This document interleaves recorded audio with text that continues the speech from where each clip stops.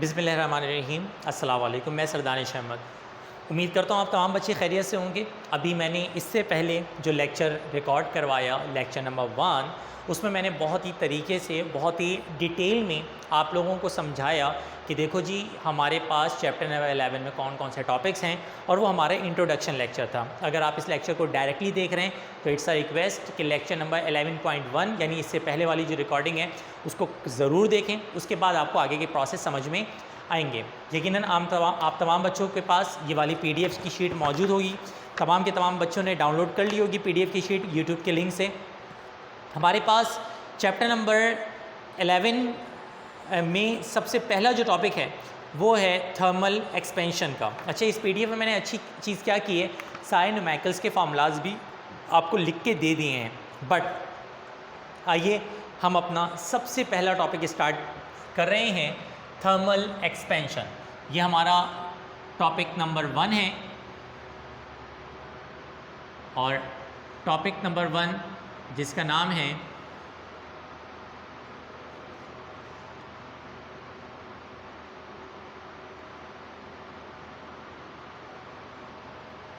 Thermal expansion. ज़रा relax होके सुनिएगा कि थर्मल एक्सपेंशन के टॉपिक में क्या कहा जा रहा है और क्या होने जा रहा है। थर्मल एक्सपेंशन, देखो बेटा, मैं अगर आपसे कहूँ कि थर्मल एक्सपेंशन में कौन कौन से फार्मूलाज इन न्यूमेरिकल्स में यूज़ होंगे, तो सबसे पहला जो फार्मूला है ये यूज़ होता है delta L is equal to alpha LI delta T। Delta L is equal to alpha LI delta T, ये पहला फार्मूला है। सेकंड फार्मूला जो है वो यूज़ होता है LF is equal to LI 1 plus alpha delta T। कौन किसे रिप्रेजेंट कर रहा है, कौन किसे रिप्रेजेंट कर रहा है, मैं थोड़ी देर में आपको बताने जा रहा हूँ, लेकिन मैं पहले आपको फार्मूलाज बता दूं कि कौन कौन से फार्मूलाज यूज़ किए जाएंगे।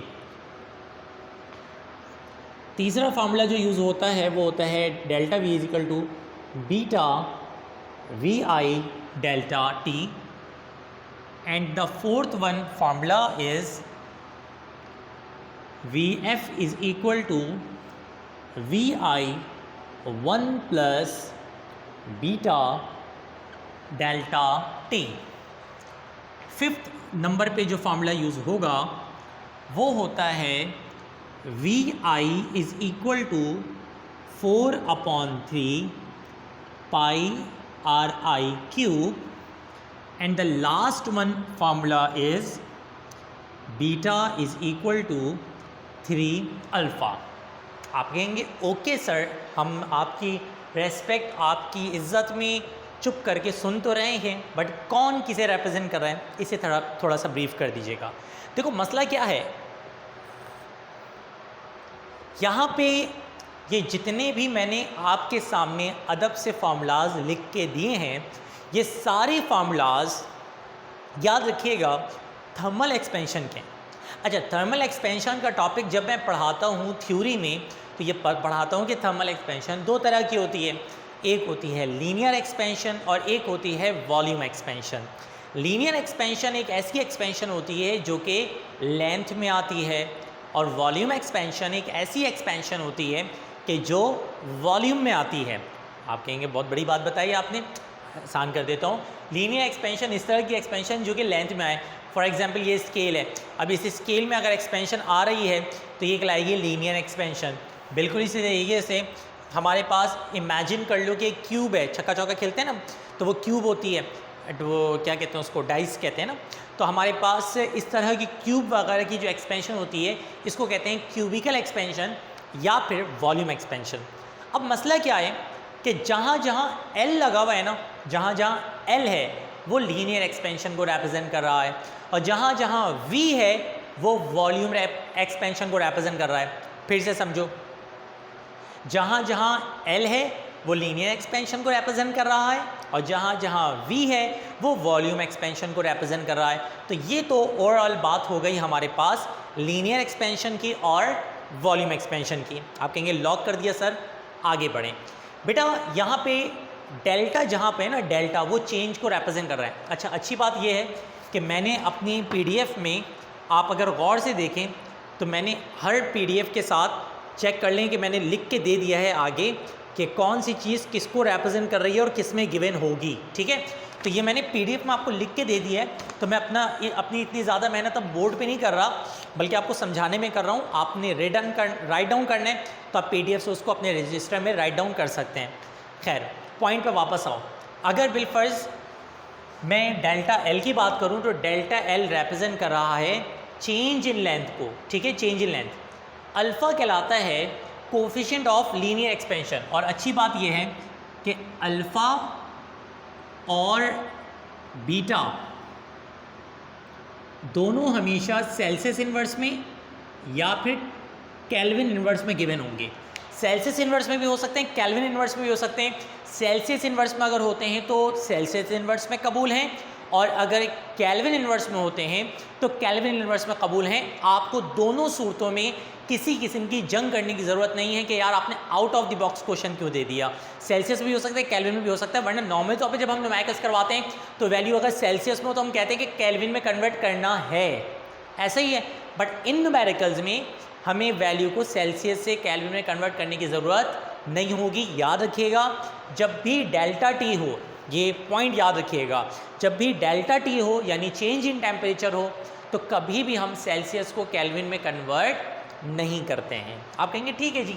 तो खैर, अल्फ़ा और बीटा यानी जो भी वैल्यू सेल्सियस इन्वर्स और केल्विन इन्वर्स में गिवन होगी वो या तो अल्फ़ा की होगी या तो बीटा की होगी। बट हमें कैसे पता चलेगा कि वो वैल्यू अल्फ़ा की है या बीटा की है? तो alpha is the coefficient of linear expansion. Alpha is the coefficient of linear expansion, यानी अगर वो बोलें coefficient of linear expansion given है तो इसका मतलब अल्फ़ा गिवन है। और अगर वो बोलें कि coefficient of volume expansion given है तो इसका मतलब क्या गिवन है? बीटा गिवन है। तो एक हो गया कोफिशिएंट ऑफ लीनियर एक्सपेंशन, एक हो गया कोफिशिएंट ऑफ वॉल्यूम एक्सपेंशन। दोनों को मैंने बहुत अदब के साथ आपके सामने ब्रीफ कर दिया है, अल्फ़ा और बीटा दोनों के पॉइंट को। अच्छा, एक बात बताएं, जब थर्मल एक्सपेंशन होगी तो इनिशियल तौर पे सपोज ये मार्कर 6 इंच का है, इमेजिन कर लो मैंने इसको टेम्परेचर बढ़ाया और ये 6 इंच से बढ़ के 7 इंच का हो गया। एग्जाम्पल दे रहा हूँ, ऐसा होता नहीं है, एक्सपेंशन बहुत कम आती है।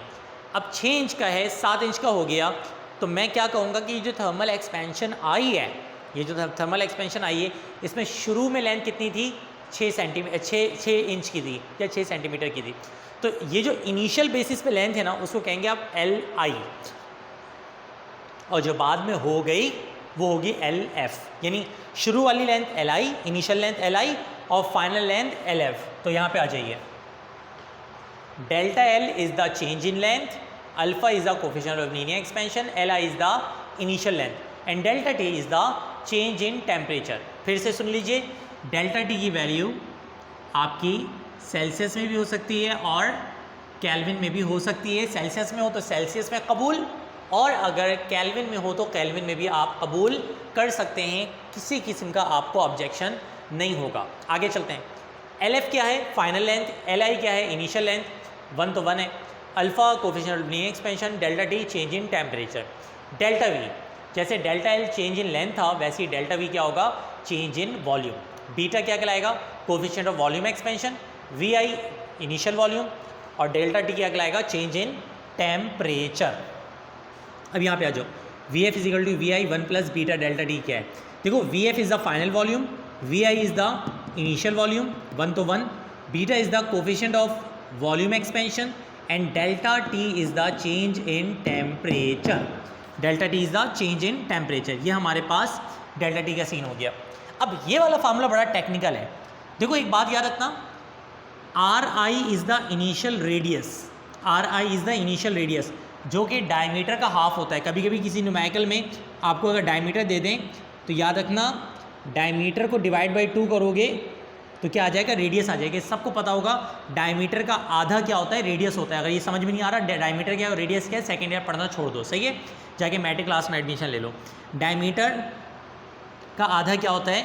रेडियस होता है। ये आई मैंने इस वजह से लगाया इनिशियल बेसिस पे, तो डायमीटर अगर इनिशियल दिया हुआ हो तो उसको डिवाइड बाई 2 करके हम रेडियस इनिशियल निकाल सकते हैं। एनीवेज, पाई की जो वैल्यू होती है वो कांस्टेंट होती है। मेरे ख्याल से आप तमाम बच्चों को पता होनी चाहिए कि पाई जो होता है वो 3.14 के बराबर होता है। ये इसकी कांस्टेंट वैल्यू होती है। बस एक मसला है कि ये वाला फार्मूला सिर्फ और सिर्फ उस वक्त लगाया जा सकता है कि जब किसका जिक्र हो, स्फीयर का जिक्र हो। ये वाला फार्मूला सिर्फ स्फीयर के लिए लगाया जा सकता है, स्फीयर के अलावा लगाया नहीं जा सकता। आप कहेंगे ओके सर, आगे बढ़ जाएं। Beta coefficient of volume expansion होता है, alpha coefficient of linear expansion होता है। ये वाला फार्मूला हम ड्राइव भी करते हैं थ्योरी क्लासेस में। तो beta is equal to 3 alpha होता है, यानी जो 3 वॉल्यूम को मिलाया जाता है, 3 लेंथ को मिलाया जाता है तो एक वॉल्यूम बनता है, तो beta is equal to 3 alpha होगा। आगे बढ़ जाएं। रेडियस का मैं बता चुका हूँ। एक चीज़ याद रखिएगा, और पूरे लेक्चर का सबसे इम्पॉर्टेंट पार्ट मैं आपको बताने जा रहा हूँ, जो बता रहा हूँ, याद रखिएगा इस बात को कि जब भी आपसे इंक्रीज डिक्रीज, सुन लो दोबारा से, कभी भी बोलें इंक्रीज डिक्रीज चेंज वेरिएशन, इस तरह के लफ्ज़ों का अगर आपसे ज़िक्र कर दिया जाए तो आप समझ जाइएगा कि आपको डेल्टा वी और डेल्टा एल निकालना है। फिर से सुनो, अगर उन्होंने बोला इंक्रीज़ इन लेंथ निकालो, इसका मतलब डेल्टा एल निकालो। उन्होंने कहा इंक्रीज़ इन वॉल्यूम निकालो, डेल्टा वी निकालो। उन्होंने कहा डिक्रीज़ इन वॉल्यूम निकालो, डेल्टा वी निकालो। डिक्रीज़ इन लेंथ निकालो, डेल्टा एल निकालो। अब वो कहेंगे what will be the increase in length, तो डेल्टा एल। और अगर वो कहेंगे what will be its length, तो इसका मतलब एल एफ। क्योंकि देखो सवाल में सबसे ज़्यादा कंफ्यूज जो करता है वो ये करता है कि अपने को एल एफ निकालना है या डेल्टा एल निकालना है। ये हमें सर कैसे पता चलेगा? तो भाई साहब ये हमें ऐसे पता चलेगा कि अगर बिलफर्ज वो कहते हैं कि जनाब आप ये बताएं क्या लेंथ हो गई, तो इसका मतलब है आपको निकालना है डेल्टा, आपको निकालना है एल एफ। और अगर वो कहेंगे बताओ इंक्रीज इन लेंथ कितना हुआ, डिक्रीज इन लेंथ कितना हुआ, चेंज इन लेंथ कितना हुआ, ये इस तरह से क्वेश्चंस आए तो आप समझ जाएगा कि अब आपको जो निकालना है वो एल एफ नहीं निकालना बल्कि डेल्टा एल निकालना है। खैर ये मैंने अभी आपको पूरे के पूरे फार्मूलाज का इंट्रोडक्शन दिया है। टॉपिक हमारा ऑब्वियस ही बातें ख़त्म नहीं हुआ है, ये मैंने पूरे न्यूमेरिकल्स का इंट्रोडक्शन दे दिया। पहला टॉपिक हमारा चल रहा है चैप्टर नंबर 11 के न्यूमेरिकल्स का, थर्मल एक्सपेंशन। और थर्मल एक्सपेंशन का मैंने अभी आपको थर्मल एक्सपेंशन के आपको न्यूमेरिकल के हवाले से मैंने पहला टॉपिक क्या किया है, ब्रीफ किया है। आइए स्टार्ट करते हैं अपने फर्स्ट न्यूमेरिकल को। मेरा जो अगला लेक्चर होगा, अगले लेक्चर में हम थर्मल एक्सपेंशन के न्यूमेरिकल नंबर 1 से स्टार्ट करेंगे। तमाम बच्चों के पास पीडीएफ होनी चाहिए। अभी तक किसी ने अगर पीडीएफ डाउनलोड नहीं की है, पीडीएफ डाउनलोड कर लेना, या अगर मेरे व्हाट्सएप ग्रुप में मौजूद है तो व्हाट्सएप ग्रुप से ले लो। हो सके तो हार्ड कॉपी निकाल के रख लो, आसानी हो जाएगी। या फिर मैं न्यूमेरिकल जब करवा रहा हूँ तो पहले से रजिस्टर में वो न्यूमेरिकल लिख के रख लो, तो आपको न्यूमेरिकल करने में बहुत ज़्यादा मज़ा आएगा। फर्स्ट न्यूमेरिकल की तरफ इंशाल्लाह अगले लेक्चर पर चलेंगे। अगले लेक्चर में मुलाकात करेंगे बेटा। अल्लाह हाफिज़, फ़ी अमानिल्लाह, दुआ में याद रखिएगा।